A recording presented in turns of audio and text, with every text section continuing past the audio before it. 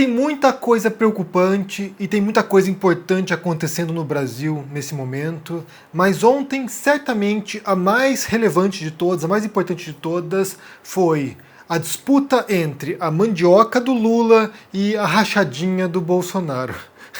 É sério, não tô brincando não. Eu vou explicar por que isso é importante e como isso pode impactar, isso pode influenciar a eleição no próximo ano. Na verdade, já está influenciando, né, as eleições, e isso vai se acentuar na medida em que os políticos entendem o jogo. Mas antes de tudo, né, eu só quero agradecer a todos vocês ontem que se esforçaram, né, e se desdobraram, quem podia, obviamente, para ajudar a ONG Interferência do nosso amigo Ferrez. A gente ontem, né, tanto aqui quanto no canal Galãs Feios, ajudamos o Ferrez a bater a meta que ele tinha para poder ajudar as pessoas, né? Ele tem um trabalho no Capão Redondo para ajudar crianças e alimentar as pessoas, né? Doação de cestas básicas e também de marmitas.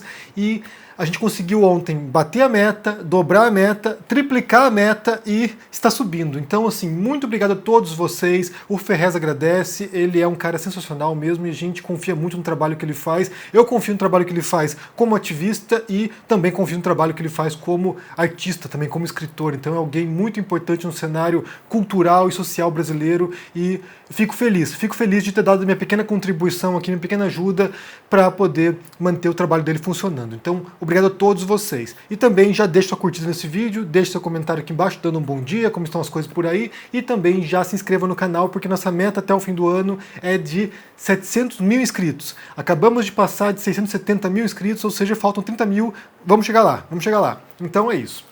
Mas, como eu disse, o assunto ontem foi as coxas do Lula, né, a piroca do Lula, e também a comparação, né, entre Lula e Bolsonaro. E daí fizeram memes, fizeram piada, isso viralizou na internet, as pessoas comentando, foi a coisa mais procurada no Google ontem, as pessoas estavam delirando, né, com a foto feita com o Lula e a Janja. Daí a gente vai entrar nessa questão, na questão da comunicação na era digital, da comunicação na era das redes sociais.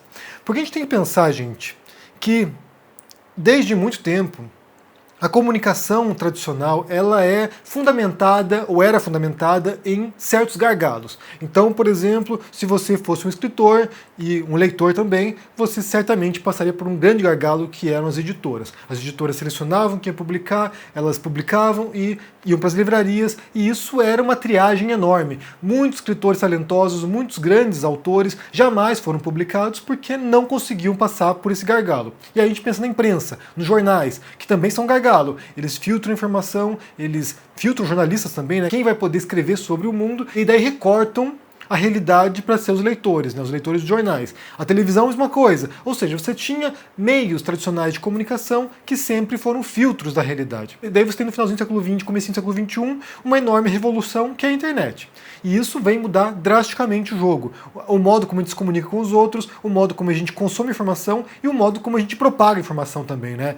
Muitos escritores, por exemplo, hoje são best-sellers no mundo, sem jamais ter passado por uma editora. Eles vão lá, publicam na Amazon e conseguem centenas, milhões de leitores de maneira independente. Aí você tem rádios e canais que só existem na internet e tem milhões de seguidores. Ou seja, houve uma descentralização, houve uma ruptura desses gargalos. E isso é positivo em muitos aspectos, porque propicia uma pluralidade de vozes, de ideias e de produção cultural e de, sabe, mensagens. Mas, por outro lado, isso gera uma cacofonia, né? Tantas vozes falando junto que você não sabe a quem ouvir e também dá vozes a quem não deveria ter voz. Porque esse é o risco, né? A gente tem visto aqui agora influenciadores bolsonaristas sendo punidos porque eles extrapolaram todos os limites da livre expressão, extrapolaram os limites da lei, né? Então violaram a lei e agora estão sendo punidos.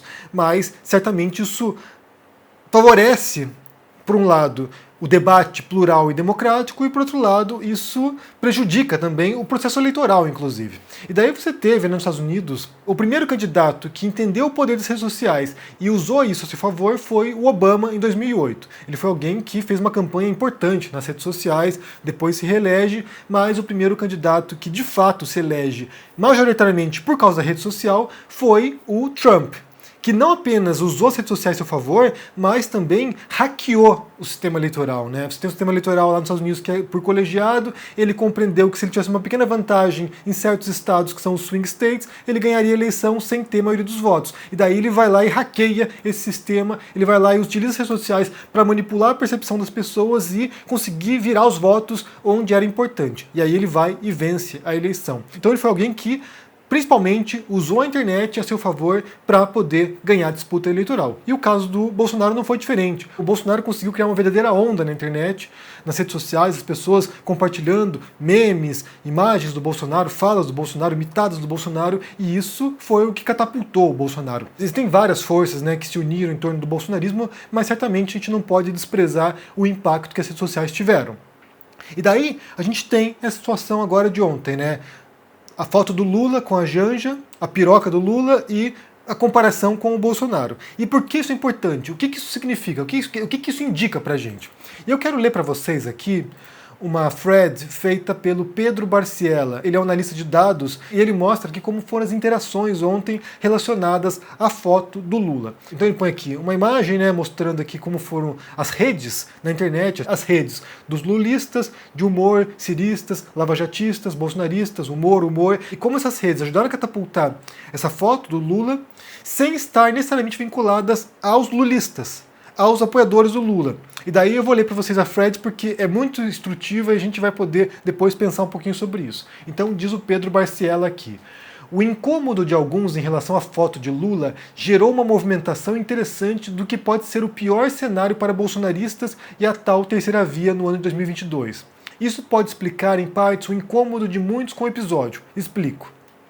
Somados, o bolsonarismo, o lavajatismo e os apoiadores do Ciro representam um pouco mais de 34% dos usuários que citaram Lula. Petistas ou lulistas foram apenas 24,7% dos usuários. Assim, parte significativa dos usuários em humor partem de outros clusters não ligados à política. Erro crasso dos que pregam o não entenderam nada. Pelo contrário, Lula engajou uma série de clusters para além da política, observem, sem nem mesmo ter se manifestado. E tudo isso com humor, sem atacar ninguém. Em suma, Lula dá sinais de que fala para fora da tal polarização. Enquanto isso, outros atores parecem preocupados com as dificuldades que se aproximam, uma vez que enfrentarão um adversário que aparentemente sequer precisa se manifestar para pautar o debate. Basta uma sunga. Então, o que o Pedro mostra é que nessa reação ontem, que foi uma reação gigantesca na internet, não houve esforço de marketing, talvez, do Lula, ou da equipe do Lula. A foto viralizou espontaneamente. E isso indica, de certo modo, um poder, como diz o Pedro aqui, do Lula dialogar com grupos que não estão necessariamente falando de política nesse momento.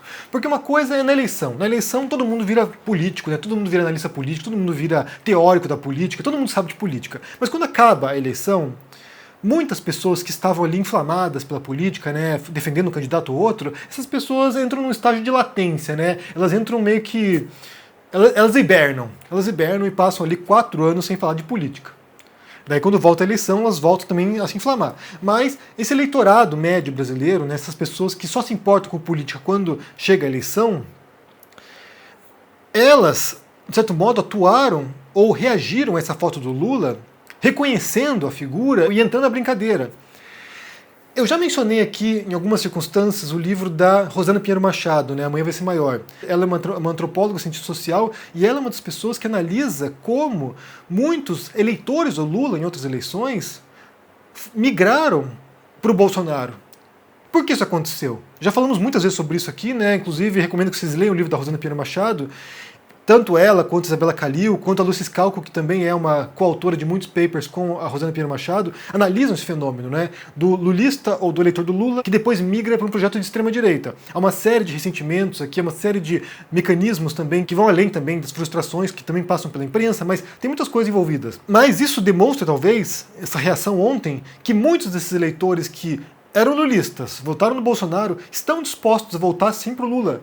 O cenário mudou, já não é mais o mesmo, as coisas mudaram. Você tem, por um lado, o Bolsonaro desidratando dia após dia, é um meteoro em rota de colisão com a Terra, ele vai se explodir, ele está desintegrando, a não ser que haja uma mudança drástica no cenário econômico brasileiro, que haja uma recuperação, sabe, que haja a produção de milhões de postos de trabalho, ou seja, a não ser que haja algum tipo de reviravolta tremenda na economia e que o brasileiro se sinta agora mais reconfortado, né, em termos econômicos mesmo, né, dinheiro no bolso, poder pagar, comprar carne, essas coisas, a não ser que haja uma reviravolta nesse sentido, o brasileiro está furioso com o Bolsonaro. Então, um cai, alguém vai subir. E quem está ocupando agora essa lacuna é o Lula. E daí a gente volta à questão da comunicação, né? Porque esse é o ponto central, na verdade. Essa questão da imagem, do meme, isso será fundamental para as próximas eleições, porque já foi na anterior. A gente tem que entender que, embora haja, né, comunicadores, hajam canais que tentem desenvolver um pouquinho mais o tema, por exemplo, aqui, né? Aqui eu me proponho a fazer vídeos de 15, 20 minutos sobre um tópico. Nem todo mundo tem paciência para isso. Talvez você assista meu canal, assista outros canais que façam isso, mas geralmente as pessoas optam por algum tipo de informação muito mais rápida, imediata, fast food. Elas não querem parar 20 minutos para ouvir uma análise política. Elas querem um meme, elas querem uma imagem, elas querem, sabe, um texto, um tweet. Então, esse usuário da internet que consome fast food, que consome informações rápidas na internet, eles operam muito mais através dessas imagens simbólicas, desses memes, dessas frases curtas, do que operam com base no textão. E aqui há uma discrepância, né, no modo como a direita se comunica e a esquerda tradicionalmente se comunica, né? Porque a direita tem isso, né, do insulto, do xingamento, de ataques rápidos, curtos, de imagens que são expressivas, enquanto a esquerda tem tradicionalmente o textão, né?